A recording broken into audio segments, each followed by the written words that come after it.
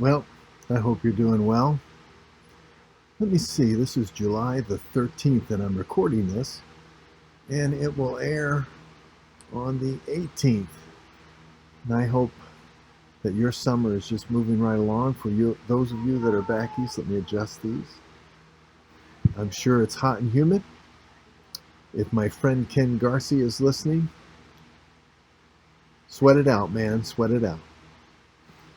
Other than that, out here it's moderately warm. We're not used to this kind of warmth, but we're certainly enjoying it. Even more so now that I have an air conditioner in the house. But thankful, blessed. I want you to consider something it was reported in the Epic Times. Now I read this paper only. Not real impressed with other news outlets, but this one here I tend to like. This was on yesterday, the 12th, that we pulled this off. It was a survey done by Gallup on the trust level of Americans. They surveyed over 1,000 Americans throughout the 50 states. And these are some of the percentages they came up with. I'm not going to go through them all, but basically for all categories, it was 27%. Just to let you know, the agencies that received the greatest degree of trust were the police at 45%, small businesses at 68%, and the military at 64%. Now, that's interesting, because you would have to think that these are three categories of people that are committed to a system, and they have to live within the realm of that system. If you're a small business, you're committed to serving the needs of your clients, or you're not going to have a business. Now, on the other side of that, larger businesses only got 14% for big business. Interesting. So the more committed and the more personal, the more trust. What is really interesting is that the church came in at 31%. That means only a third of Americans trust the church. The Supreme Court got 25%. Congress got a whopping 7%, and I'm sure you understand why. The president got 23%. In terms of trusting the direction of the country, only 13%.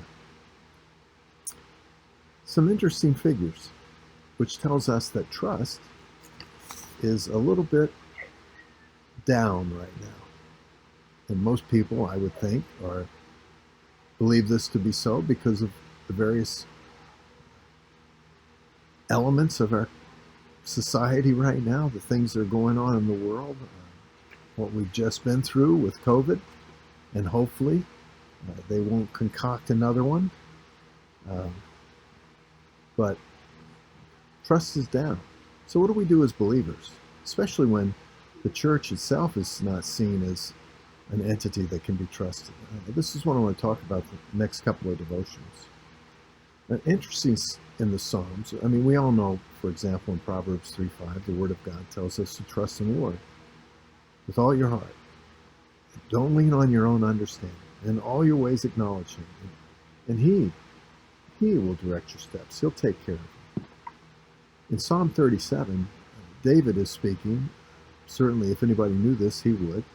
He was surrounded by enemies for the majority of at least his early life. And he had to come to the conclusion that he was not to be overly excited about evildoers. Now, we hear a lot today about all the bad things that are happening. It's interesting that these are truly the exceptions in the world. We just make them appear to be the overwhelming emphasis. In other words, this is what's happening all the time. Truth is, the majority of people don't experience many of the things that they see in the news and on TV. And they wouldn't have a great deal of understanding of these things unless it was reported to them. I kind of wish there could be a news agency that decided that they would report just as many good things as they did bad things. That might be interesting. I think there might be a news agency that people would want to tune into. But he says, don't fret, don't become envious because of wrongdoers, though they appear to be getting away with it. They'll quickly wither, he says, like the grass. They'll fade like the flower. These things come and go. These are trends. They come and go. Trust in the Lord and do good. And then he says this, and I want you to just consider it. I can't speak for the whole of the church, and I certainly can't speak for the church as an organization. I can only speak for the relationship I have with the people that God has placed me with. But I can tell you this, that our job is to cultivate faithfulness. It says, dwell on the land, and you could say cultivate or shepherd faithfulness. Just be faithful. The world needs faithful people.